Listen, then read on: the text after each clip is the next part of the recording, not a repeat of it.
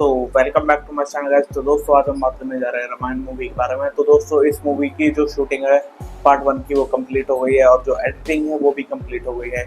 लेकिन अब बताया जा रहा है कि इसके जो बाकी वर्क हैं उस पर जो इसके आगे के वर्क हैं उस पर वर्क स्टार्ट कर दिया गया है। जैसे कि जो इसका वीएफएक्स है, बताया जा रहा है कि 1 साल तक इसके वीएफएक्स पे काम चलेगा और हैवी वीएफएक्स यूज किए जाएंगे। और जो नामित मल्होत्रा है उन्होंने एक पॉडकास्ट के टाइम पे मल्टीपल चीज़ें रिवील करी थी, जैसे कि उनकी इन्वॉल्वमेंट बहुत ज़्यादा है इस मूवी के अंदर। खाली इसलिए नहीं क्योंकि उनके पैसे लगे हैं, वो पैसे वैसे तो दिख ही रहे हैं और वो नहीं चाहते कि इस मूवी में किसी भी टाइप की कोई भी कमी रह जाए। तो इसलिए वो एक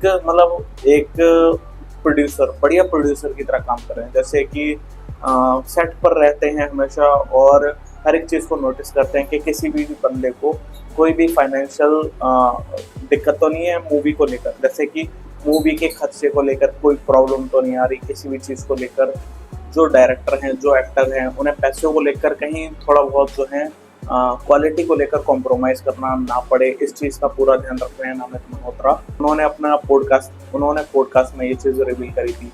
बाकी एक चीज़ ये भी उन्होंने बताया कि अब वो इस मूवी के डबिंग पे भी काम करना स्टार्ट कर देंगे। उनका कहना ये था कि वो एक सॉफ्टवेयर या किसी चीज़ मतलब एआई टूल को लेकर कई सारी मल्टीपल लैंग्वेज में ये मूवी रिलीज की जाएगी। तो उन सभी लैंग्वेज में इसे डब कराया जाएगा, वो भी उस एआई टूल के मदद से। तो मेन फोकस अभी नामित मल्होत्रा का ये है कि एडिट जो फर्स्ट पार्ट है वो एडिट हो गया है, तो उसके वीएफएक्स पे काम करना है और उसकी डबिंग में जो है हेल्प करवानी है। मूवी की डबिंग में कोई दिक्कत नहीं आनी चाहिए, बंदों को फील होना चाहिए, तभी लोग जो है ऑडियंस उस मूवी से जुड़ पाएंगे।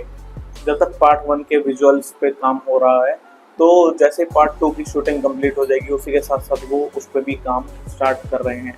मतलब शूटिंग के साथ साथ उसके भी विजुअल्स पे भी काम हो रहा है और एडिटिंग पे भी। तो अब मूवी की जो शूटिंग है वो ऑलमोस्ट ख़त्म ही होने वाली है, ज़्यादा लंबी चलेगी नहीं। नामित मल्होत्रा ने ये प्रॉमिस कर रखा है कि दोस्तों वो पूरी तरीके से इस मूवी में जान फूंक के रहेंगे। और उनका जो तरीका है, उनके जो बात करने की, मैं पूरा पॉडकास्ट देखा 1.5 घंटे का, तब मेरे को थोड़ा बहुत ये आइडिया लग गया कि ये बंदा बिल्कुल भी क्वालिटी को लेकर कॉम्प्रोमाइज़ नहीं करने वाला और ना ही स्टोरी को लेकर।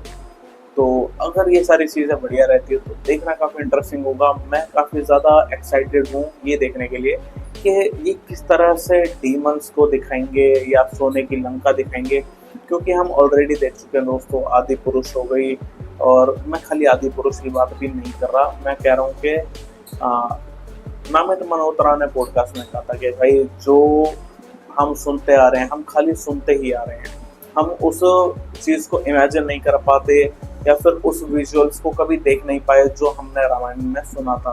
फॉर एग्जाम्पल बताया जाता था कि भाई सोने की लंका, डीमंस, लेकिन हमने अभी तक जितने भी रामायण के चीज़ें देखी हैं तो उसमें वो डीमन नहीं लगता उतना ज़्यादा, या फिर जो सोने की लंका दिखाई की बातें होती हैं तो वो सोने की लंका बिल्कुल गोल्ड की उतनी अपने को देखने नहीं मिली। लेकिन ये सारे विजुअल्स से पॉसिबल है अगर अच्छी मूवी बनती है, वीएफएक्स यूज होते हैं, मल्टीपल चीज़ें अगर होती हैं, इतना खर्चा होता है, तो ये सारी चीज़ें दिखाई जा सकती हैं। और मल्टीपल ऐसी स्टोरीज भी हैं जो रामायण के साथ लिंक हैं और रियल भी हैं, लेकिन लोगों को पता नहीं है कि सुपनखा का कोई हस्बैंड भी था। तो इन चीज़ों को लेकर जो है पब्लिक हमेशा कंफ्यूज रहती है थोड़ी बहुत। और कई लोगों को तो ये भी नहीं पता कि जो साउथ है वहाँ पे दिखाया जाता है कि भाई रावण की जो फाइट हुई थी राम जी से, तो उस टाइम पे रावण के हाथ में तलवार थी। तो मैं तो बचपन से जो देखता रहा हूँ, मैंने तो भाई धनुष की फाइट देखी है राम जी और रावण जी की, लेकिन जो साउथ में दिखाया जाता है उसमें भाई तलवार दिखाई जाती है कि तलवार के साथ फाइट हुई थी, रावण के हाथ में तलवार थी और राम जी के हाथ में धनुष था, कुछ इस टाइप में। और जो जापानीज रामायण आई थी उसमें भी अपने को ये सारी चीज़ें देखने को मिली थी।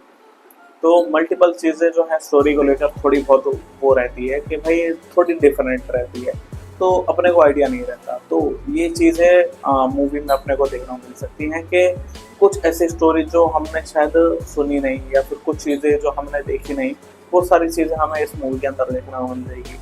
और अच्छा खासा पैसा लग रहा है, और प्रोड्यूसर खुद ही कह रहा है कि भाई मैं कॉम्प्रोमाइज़ नहीं करूँगा।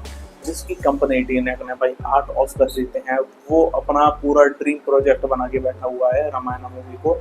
और जब भी बंदे बजट को लेकर पूछते हैं कि भाई बजट कितना होगा इस मूवी का, तो 4000 करोड़ तो उसने कंफर्म बोला है।